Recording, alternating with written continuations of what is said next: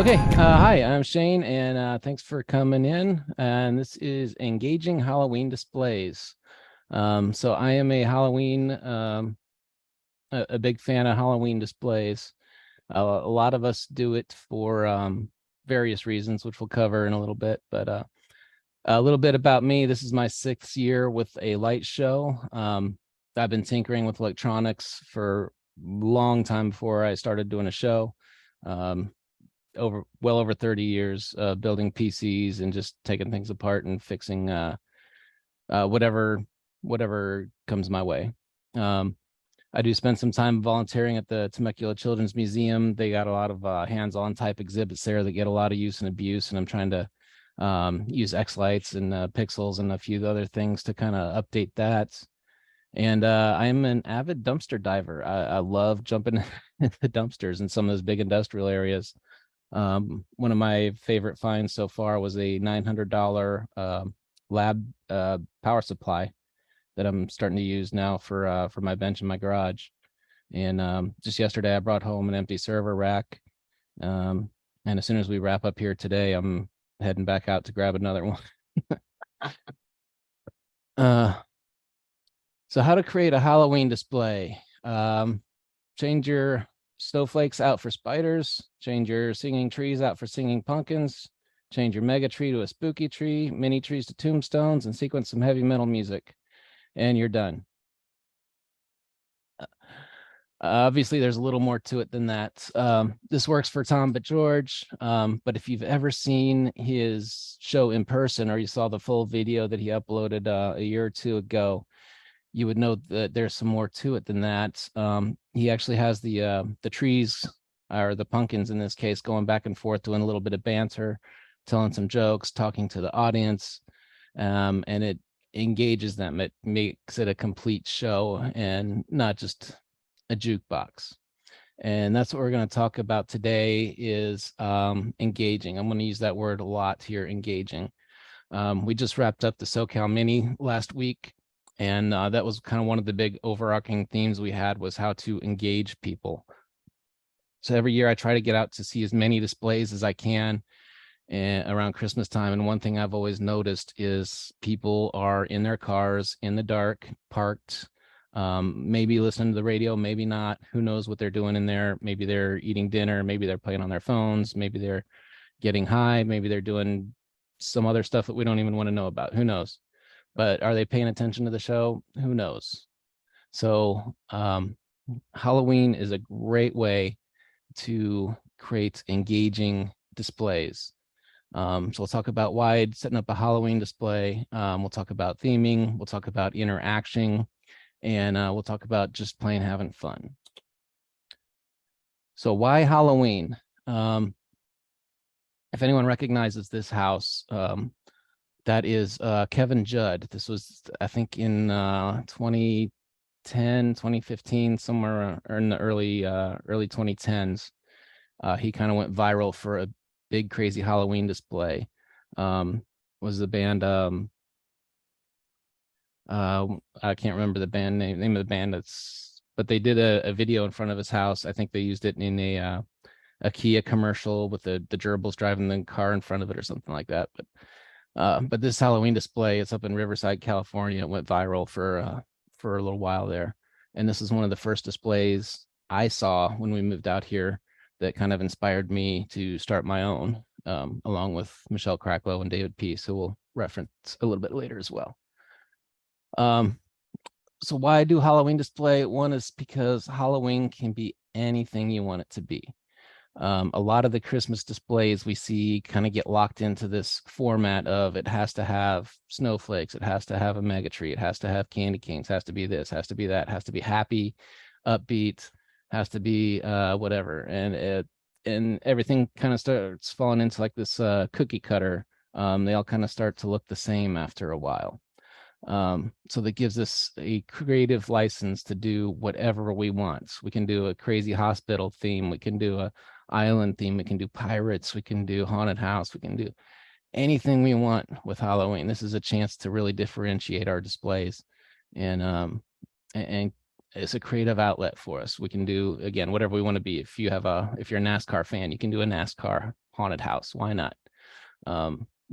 So yeah, it gives us that creative license to kind of do whatever we want. Some people just simply use it as an early start on Christmas. Another one of my mentors here in SoCal, Michelle Cracklow, does a big Halloween display. I think it's big. She says it's no big deal, but she says she does it to give her a chance to get her power infrastructure laid out, to get her controllers out in the yard, get some of the bugs worked out. Because her Christmas display is huge. It's a landmark here. So it gives her an early start to get some of those bugs worked out before the big show. And again, it's just fun. It's for kids.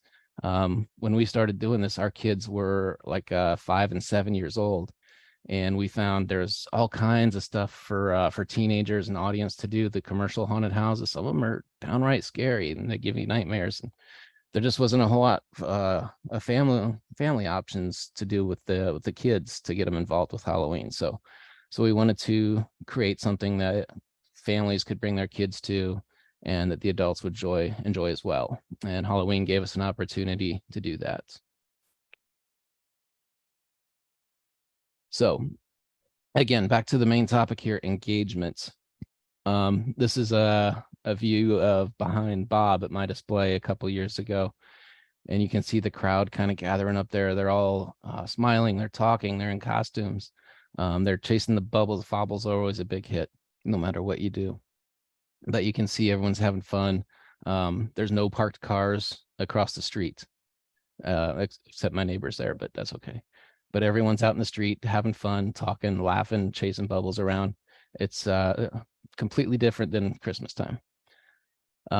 Most of the country has mild weather around Halloween, so it's okay for people to get out of their cars.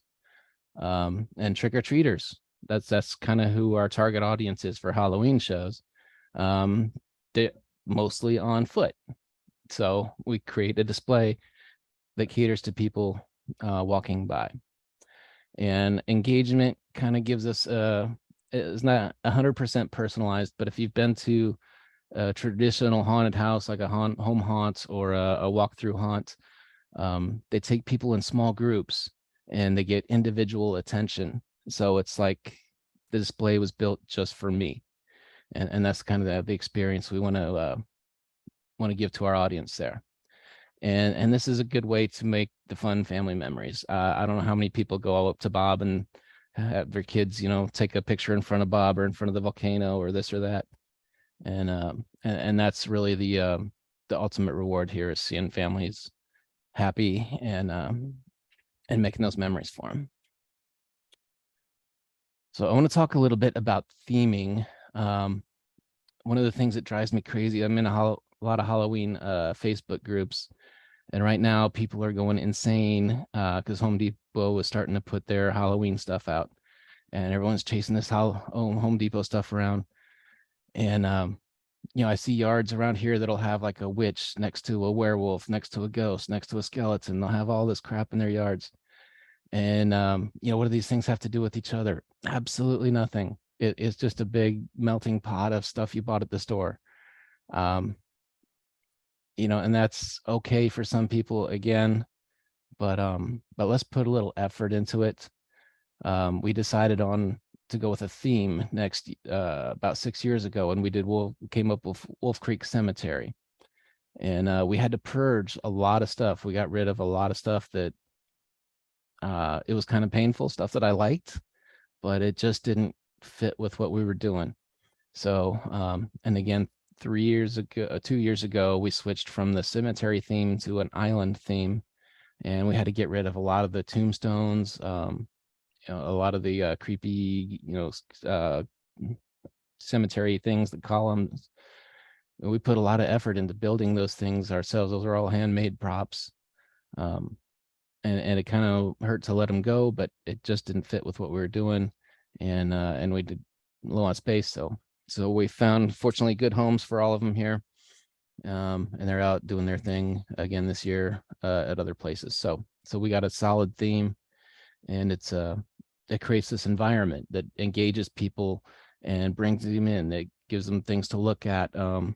there's no distractions, so they can focus on looking at the display, and it lets your brain kind of gives your brain permission to go to that place.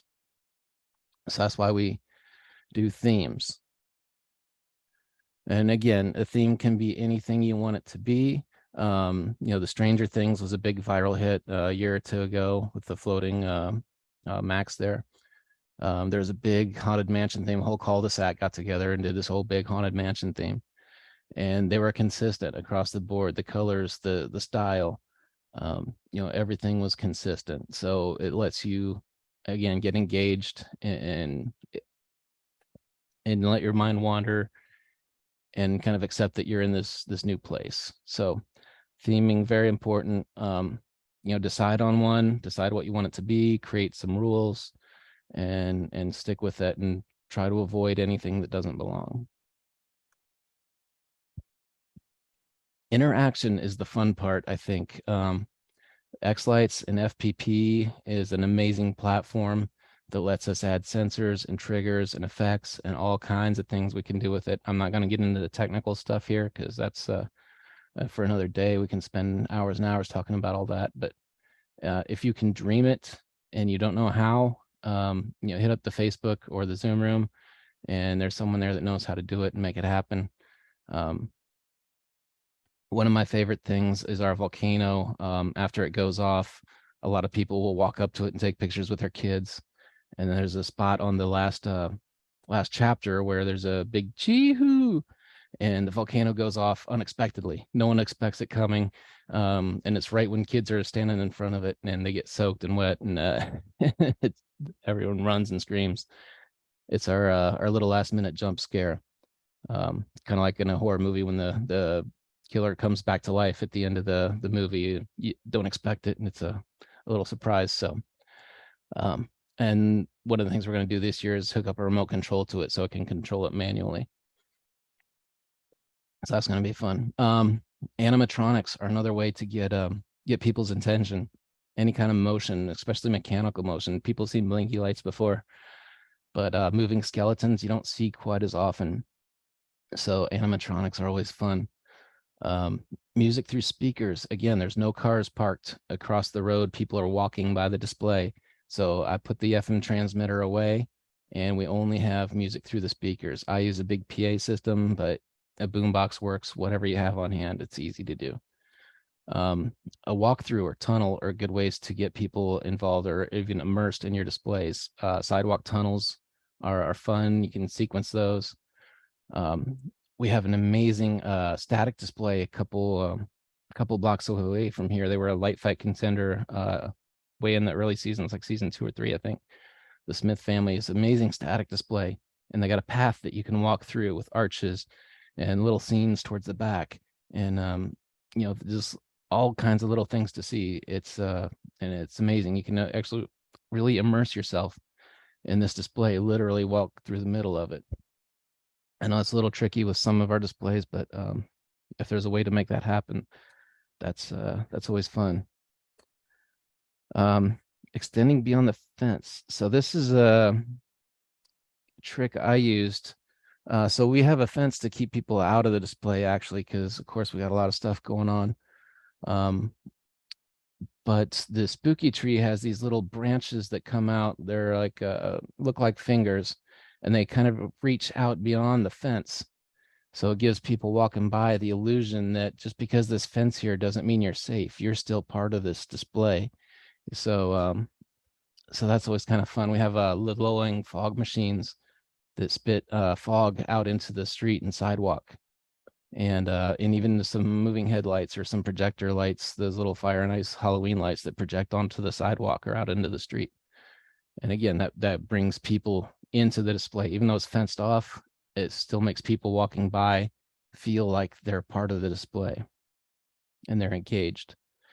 And of course, photo opportunities. Who doesn't love those? The angel wings were super popular a year or two ago, and I'm sure they will be again this year.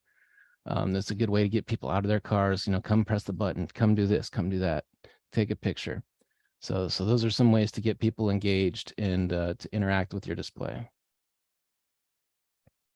And last thing is, it's just fun. You can have so much fun with a Halloween display. Again, there's so many things you can do.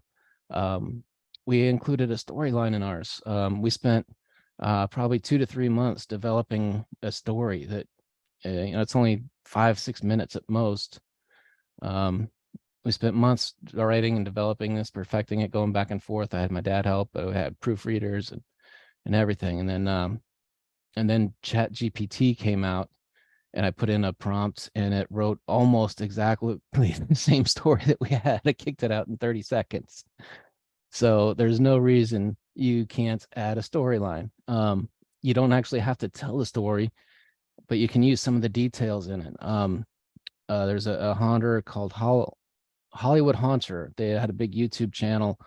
They did this huge haunted mansion facade, and they put in the yard, they put like basketballs and old bikes and things like that to kind of create a little a backstory of what happened. The children were playing and the house ate them or something like that. But you can use little details like that to kind of tell a story, and that'll get people engaged, or just give them a few hints and let their brains fill in the rest. Lots of fun things we can do with that. Special effects. Again, Halloween is all about special effects, shock and awe. Use everything you got. I think Kyle's doing a presentation on this next, right after this, as a matter of fact. But we use fog machines. We use the low-lying dry ice. We can use lasers. I use pyro in the volcano now. Lots of people using those flame effects. Be careful with that, but yeah, that's good stuff. Cold sparks, loud cannons. A lot of people remember the David Peace cannon from the pirate ship. All kinds of stuff you can do here. Blinders are always fun. This is another good way to get people's attention. If they're not out in the road, just on their phones, paying, talking to each other or something, flash the blinders at them, get their attention. Hey, look at me. Games. Games. So another one of the first light shows I saw was David Peace. Right after he was on Great Christmas Light Fight, I saw how close he lived to me, and I was like, oh, we gotta go check this out. And so we did. And as soon as we pulled into the neighborhood, we parked the car, walked around the corner, and there was games set up all over, like carnival style games. He lives on a cul-de-sac, and each driveway had a little game. It's just stupid little cornhole or knock a bottle down or something like that, but it created this whole carnival fun atmosphere that really got people engaged. So that's another good way to do that. Candy, of course, don't forget about the candy. Hand out candy all the time. Original characters, that's another thing. So Bob is our original character. He's our storyteller, and he actually tells the story of Wolf Creek Island. I animated his jaw, eyeballs, and still working on his arms and getting some more movements, add a little bit more to him every year. But he's actually developed a personality of his own, like when he wants to talk and when he doesn't. He made a little appearance at the SoCal Mini this past weekend. I think a lot of people had a chance to interact with him. This discussion we just had on AI gave me some ideas as far as creating an actual interactive that you can talk back and forth kind of thing. How engaging would that be? That's cool. And other things you can integrate with AI. So again, like all kinds of fun stuff you can do here with Halloween. Lots of fun reasons, but the keys are focus on your audience, focus on keeping them engaged with your display, and try your best to stay on theme. That's I think those are the big ones we've seen. And that's about all I have for this. So with that, I'll open up for questions, and hope we can get some good discussions going here.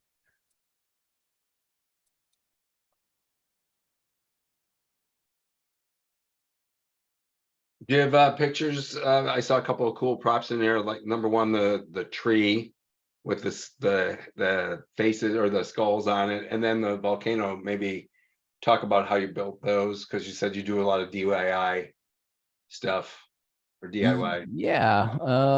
Let me see if I can find some here. So yeah, the volcano was fun. And while you're looking for that, you talked about creating opportunities like picture stations.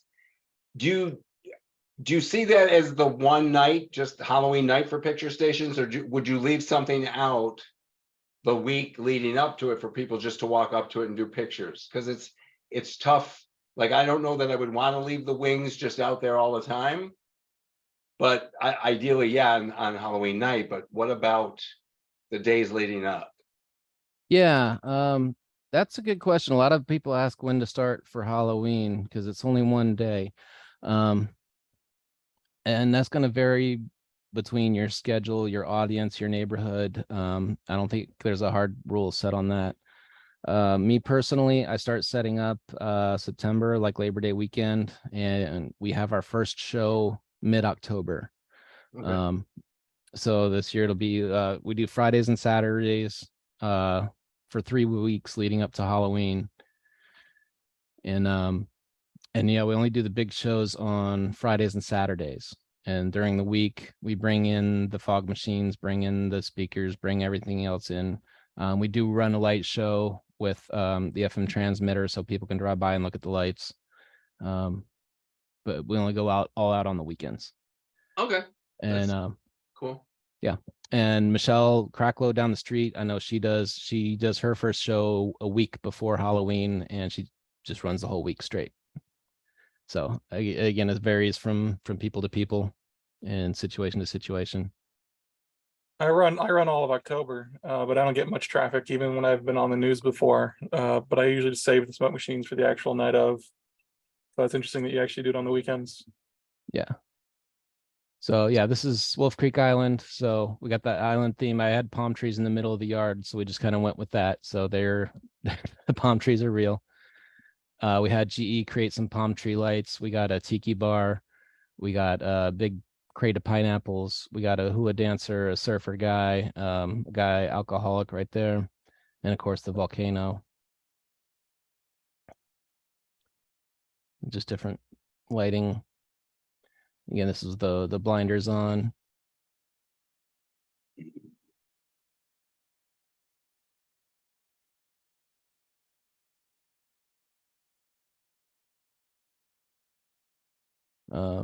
What else we got here?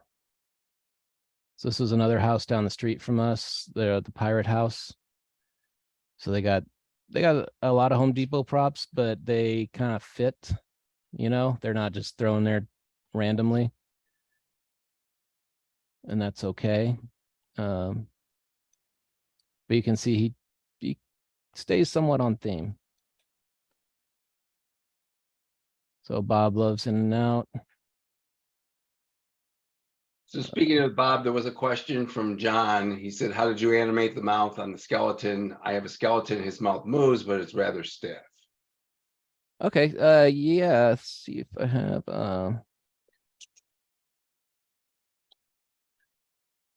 I got a chance to see Bob last weekend too at SoCal Mini. okay.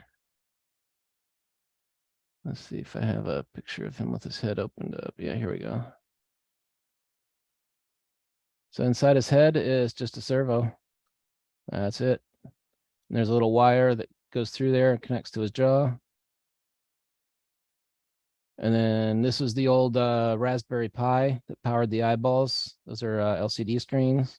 I recently upgraded that to actually downgraded to an Adreno chip that's a little simpler, but it gives random eye movements. How noisy are those servos? If you're in a quiet room, you'll hear them, but if you're in the middle of a light show, you won't notice it at all.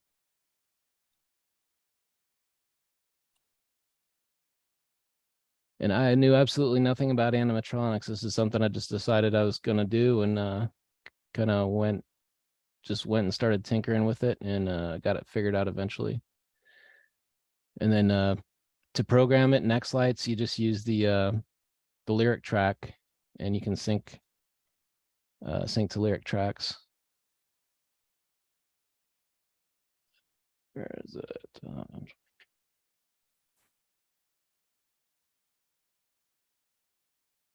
So there's a spooky tree we built a couple years ago. So originally, Bob, we had a little a wiper motor on there inside this this pillar, and he rotated back and forth.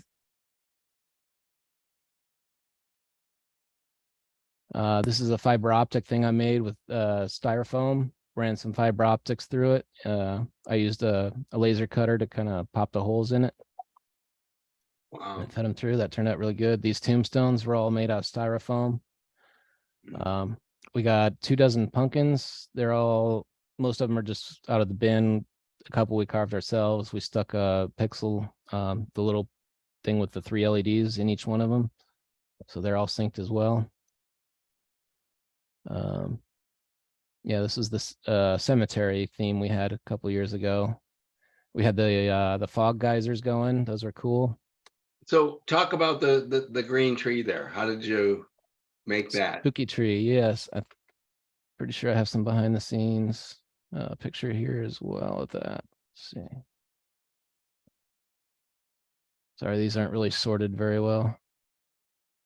So he was made out of big cardboard tubes that we got at Home Depot. Sonotubes, I think they're called. Sonotubes, yeah, that's what they're called. Yep, absolutely. 2 of them stacked together. We covered it in You're sitting on your slide deck in case you don't know that. You're not displaying, you're displaying the question slide. If okay, you're showing yeah. pictures, they're not back in your screen.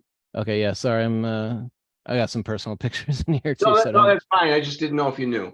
yeah, okay. You pulled it off the monitor. Yeah. Boom, chicka boom. Where's... Yeah.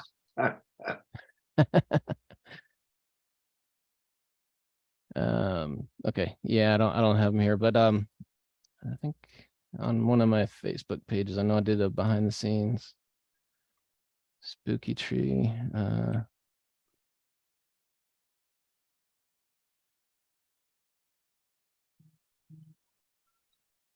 So have you applied to the Great Halloween Fright Fight? I did, but they weren't having it this year, so. No, it's coming. It's, Oh, they're, they weren't they're having tough. me. They weren't having me this year. Sorry. Oh, got it. Okay, so here we go. Here's a.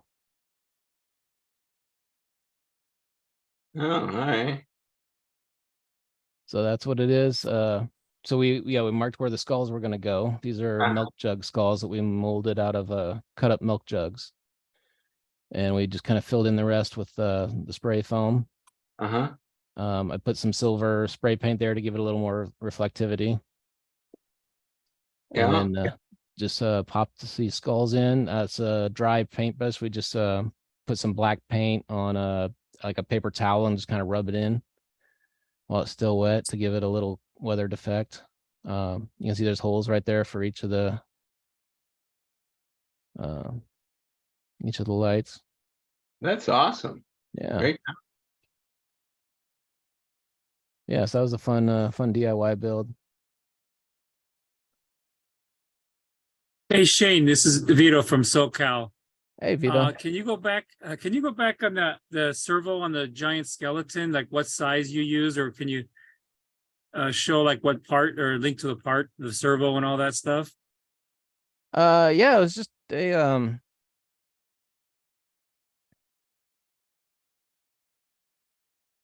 yeah, so yeah, find me on Facebook. I got a bunch of old pictures there that are fun if you want to see more. Okay. But yeah, the Bob jaw servo, it was just a standard generic 20K servo, I think. Yeah, just search Amazon for 20G servo, and 20G. yeah, I think that's what it was. Okay.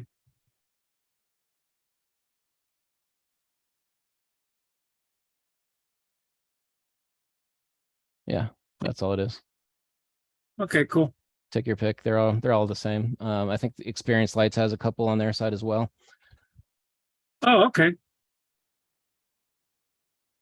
If you want to spend a little more, there's one called High Tech.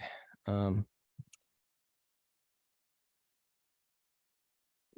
they're kind of the go-to. So they're kind of the brand name servos. You can see they're a little bit more. But I think for what we're doing, the generic ones are fine.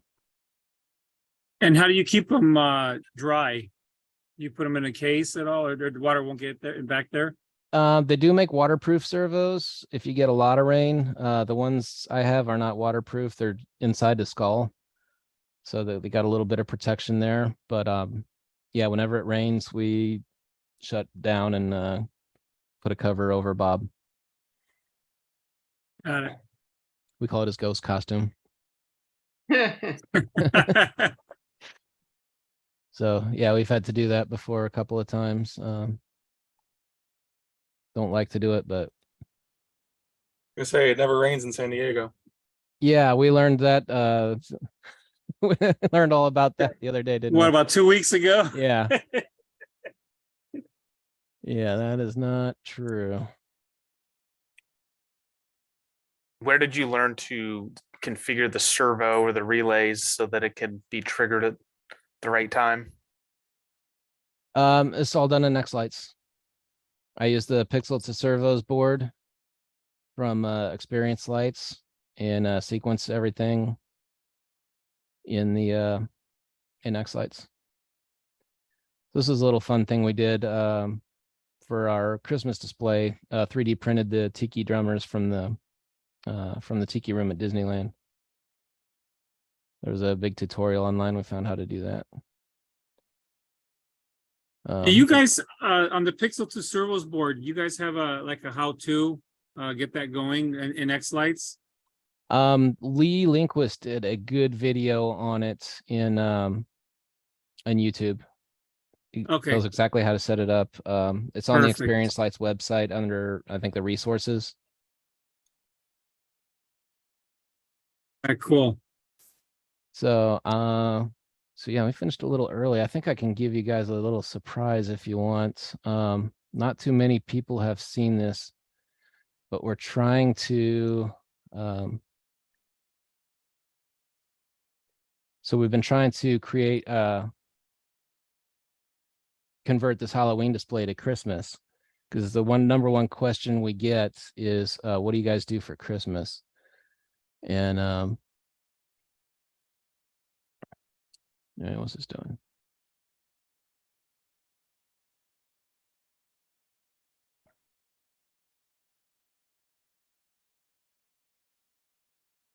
All right, it's not letting me. It's being weird.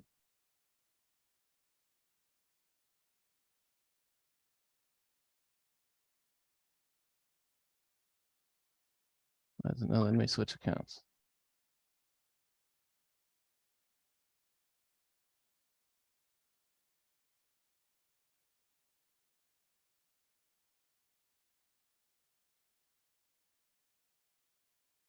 There we go.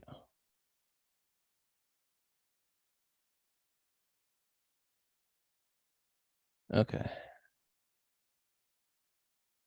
So here we go. So this is one thing we're working on for Christmas this year. We just got it working after New Year's Eve. But we're trying to stay on theme for Christmas.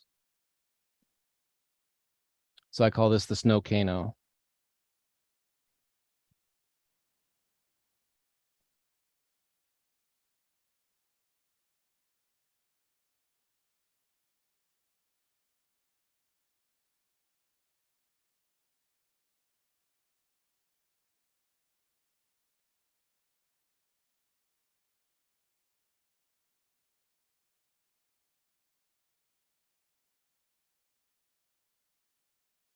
It gets a little pixelated. What did you shoot out of the volcano? It's just water. Oh, okay.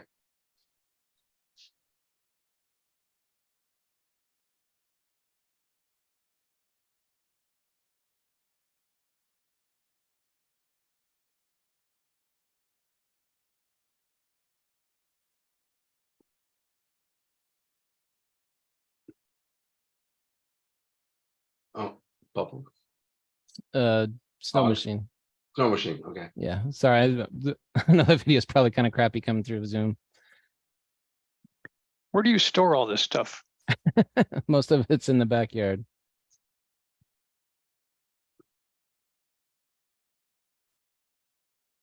It's So yeah, I found it a little more challenging to try and stay on theme, doing a Christmas display. But that's our attempt. You see Sam has Did you got a make, Santa hat. sorry, did you make your own snow machine? I do have a couple of handmade snow machines. It was actually one of the what do they call it? The Magic Snowman. And I got those on sale a couple years ago and took them apart, took the guts out and stuck it in a toolbox. All it is a vacuum motor and a pump. The big one there I bought on a Facebook marketplace. Yeah, I'm gonna try to convert one of those fans that have the water sprays on them and see if I can convert that to pump soap into socks. I don't know if it's gonna work, but we're gonna try. That'd be a fun experiment. I like that. And I'm gonna see if it's gonna work. Cool. Yeah, I love doing the DIY stuff. The volcano is all handmade. I don't know if I have a. I'm planning to try to do a behind the scenes video this year of how we put it all together. So hopefully I can get that done.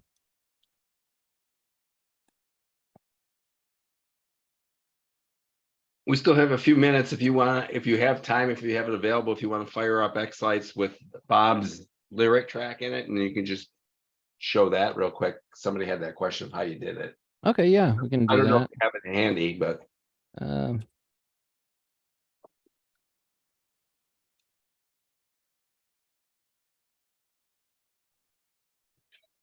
Hey Shane, do you have any resources for setting up the fountain effects that you did with that volcano?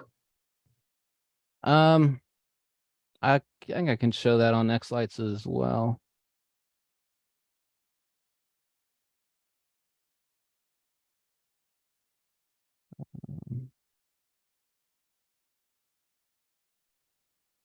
And do you just use you have it just hooked up to your water, or do you have a tank? There's a reservoir up top.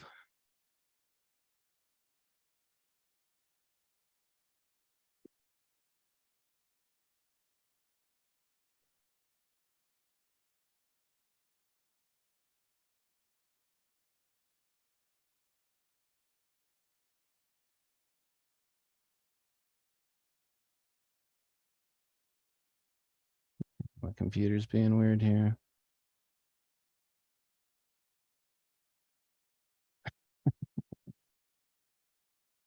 Okay. Where next? Let's go.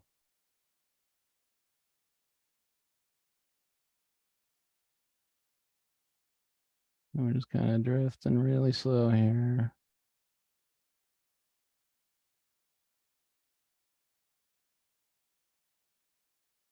I've never seen this behavior before. are you recording as well? Yeah, I think so. It could be part of it too. Just Could be. yeah. Okay. So here's I made a separate model for Bob for the SoCal. We just have 2 arms and a jaw servo. So real simple and a handful of pixels.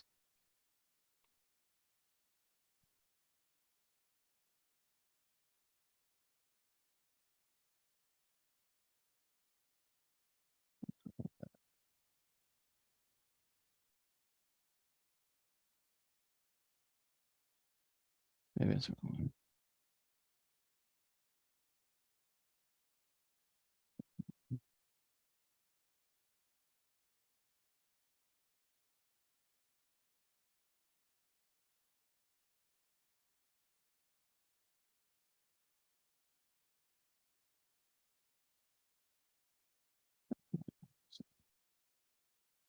Where's my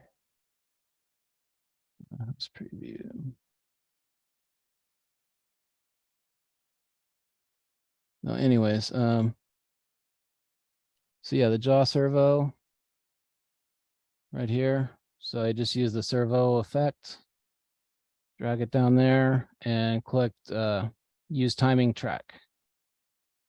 Bob 1. So this is the lyric track for the sound.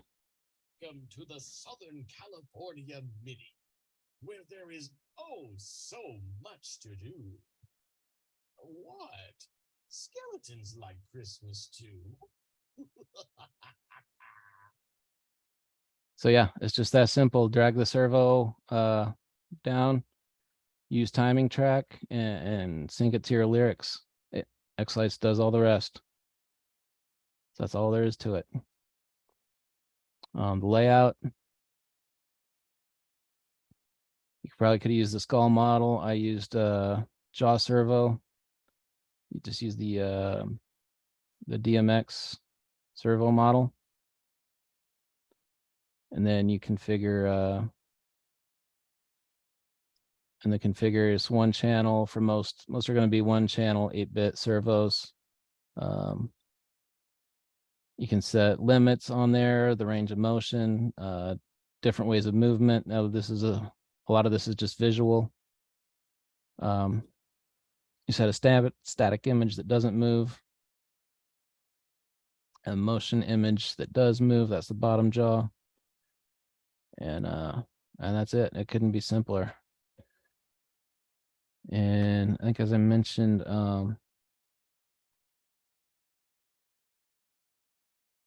was it experience?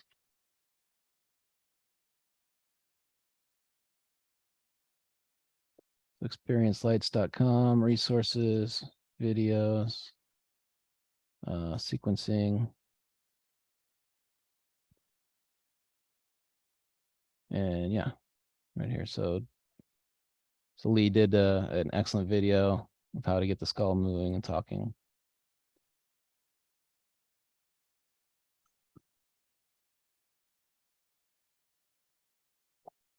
So yeah, good stuff there. Cool, thank you. Yeah.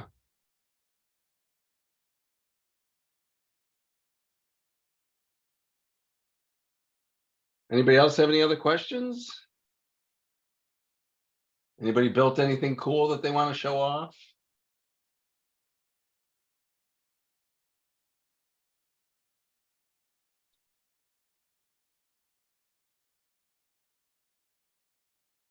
Here's a behind the scenes video of the volcano. This is the guts of it.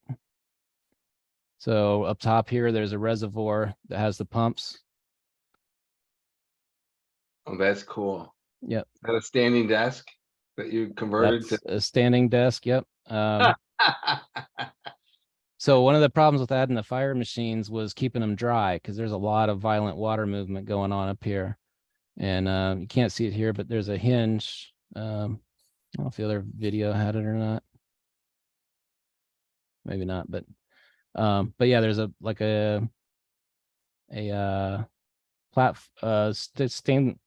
stainless steel sheet metal that covers it up. And when the desk moves up, it lifts the cover. And when it goes back down, the cover drops back on, keep them protected from the water. So down here, these are the water cannons. This bottom half is filled with air. There's a solenoid valve right here that opens, and there's another tube that goes on top filled with water.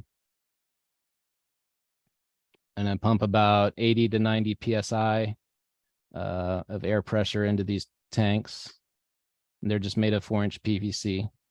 So these are all, again, handmade. And you're using FPP or Xlights or something that make the desk go up and down as well? Yep, absolutely. Do you run into any issues, because years ago I went to one of the minis in Texas and saw the fire cannons. I'm like, oh, cool, I want to get those. But before I spend the money, I happen to know the fire inspector here in town. So I just posed a question. I said, so if I wanted to do this, is this legal? Is this okay? He goes, well, they have to be UL listed and you have to have them inspected. And then you need a pyrotechnics permit. Well, after all those conversations, we're talking that the permit was $500 a night. So I said, nah, forget that. I'm not going to do it. And because I had already asked, there was no way I could just do it. Right. Because he would have said, but we told you what it was and you went and did it anyway. So I didn't, but do you have issues, or does anybody, talk to you and say, maybe you even have the permits, I don't know, so. So yeah, I had the same dilemma. Should I ask for permission or forgiveness? And I decided to ask for permission. So I reached out to our local fire marshal and kind of explained what I was trying to do. It's kind of hard to explain how you're building a volcano over email, but a couple back and forths, and she seemed okay with it. I told her all the precautions I was taking for safety and this and that, and she gave me the go ahead, and she told me to she was going to come out to do a safety inspection. I was like, okay, that's cool. And so I showed her what I had, basically, what I showed on the video right there a minute ago. Uh-huh. And she told me that at least in our county, our jurisdiction, there's an exemption for residential displays, and they have no authority over residential. So so she said, yeah, basically, there's nothing we can do. So I was kind of shocked living in Southern California. Yeah, I'm not sure that would fly here, but. So yeah, I'm sure the laws are different from county to county and state to state. But yeah, that's what I was told. So yeah, so we got a good conversation. I got in good with the fire marshal. She gave me a few suggestions, like spraying everything down with flame retardant, and I had to trim back some of the trees. I think her main concern was keeping people away from them. Yeah. Since they're kind of in that enclosed space and elevated, there's no way no one's going to get to them. Mm-hmm. So Well, how yeah. do you get your wife to say yes? Every time I've mentioned doing something with fire, my wife says no. That's the hard part. I've figured that part out. I just had to kind of endure a lot of eye rolling, and once everything came together, she came around. Yeah, but sometimes asking for forgiveness is not as easy as asking for permission. That's true. In fact, here she is. That's our fire marshal. Awesome. So I asked her, is there any paperwork or certificates or anything like that? And she's like, no, just go ahead. It's like, well, at least let me give a selfie so I can tell people I talked to you.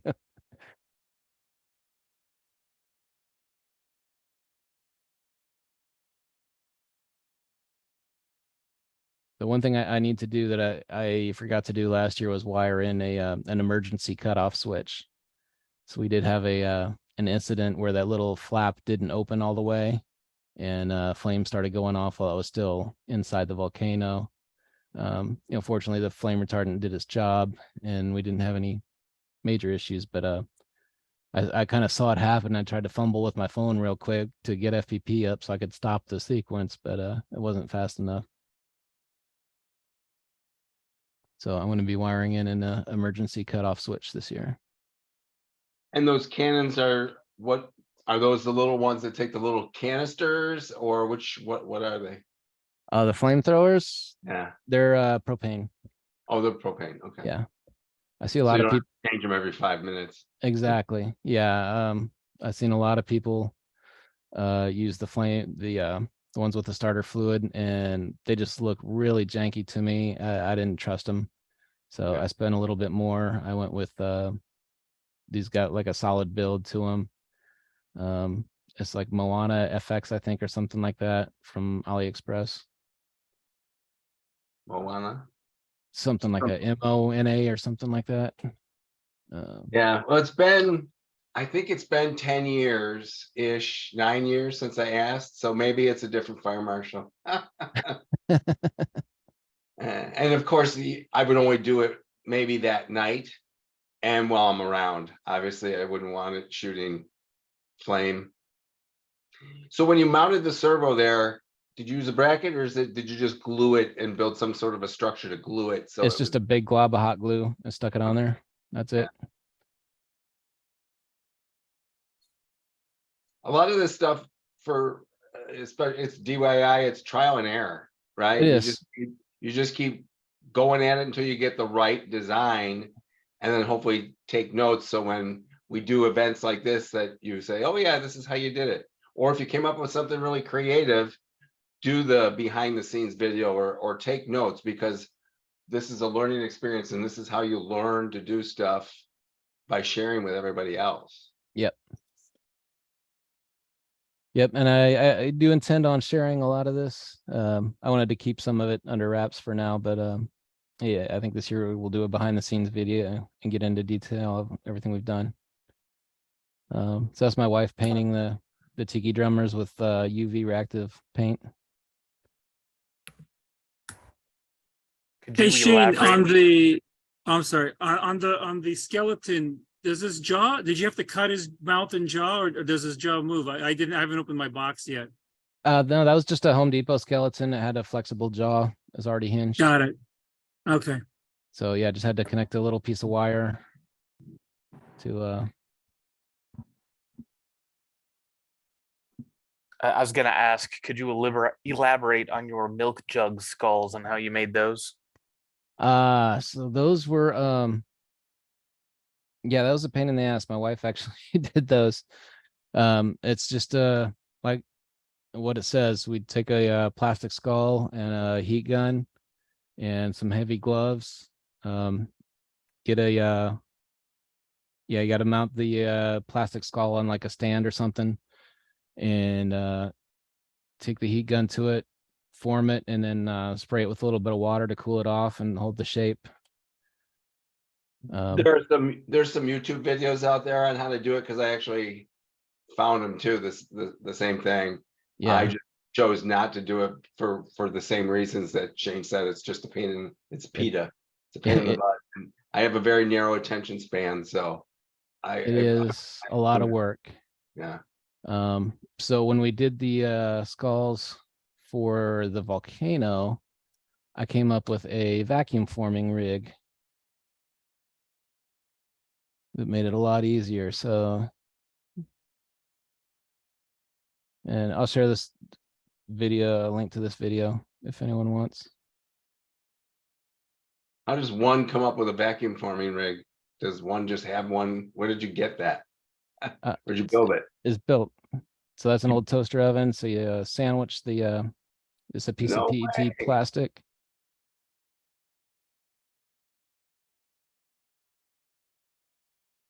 That's awesome. Stick it in the oven for a few minutes. Oh, 2 more minutes later. You pull it out, stick it on the table, and I have a shop vac connected to it with a foot switch, so I can turn it off and on with my foot.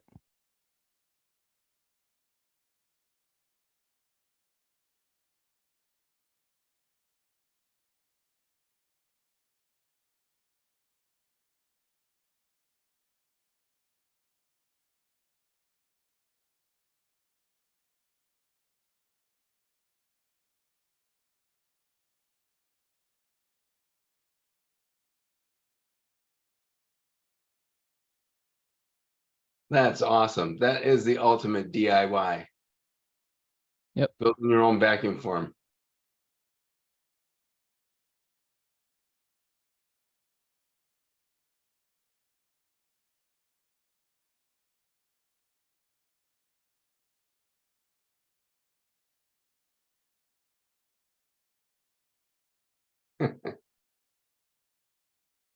Yeah, that was fun. So we got a couple kids from the neighborhood to kind of help out, and we got a little assembly line going.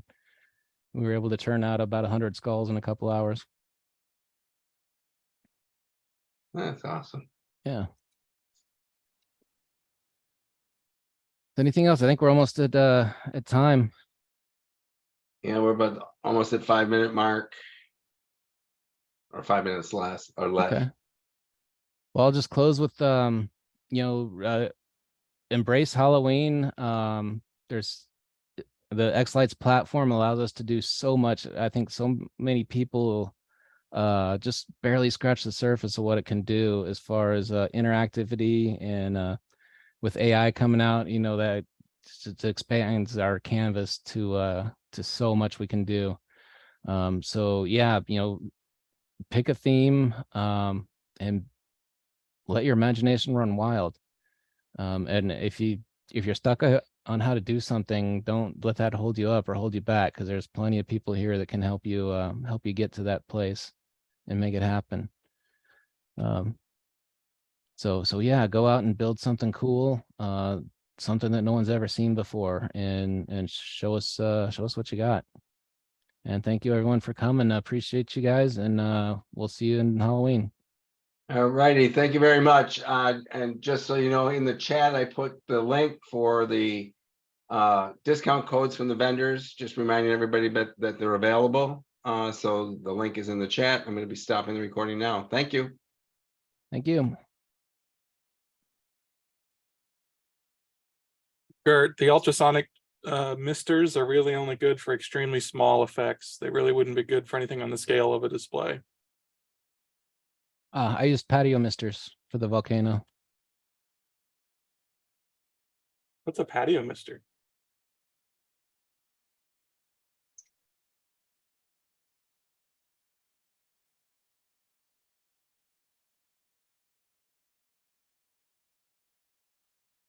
Oh, okay, like Yeah. the Walt Disney World waiting line mister things. Yeah, basically.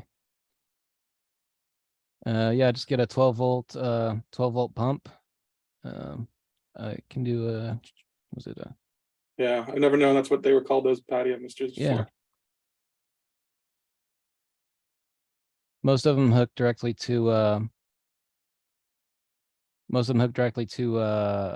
your house spigot, but I needed more control for mine, so I got like this guy right here. So he just sucks water from the reservoir. Yeah, there you go. It's the one I purchased. And so I can turn it off and on through a relay, DMX relay on X sites.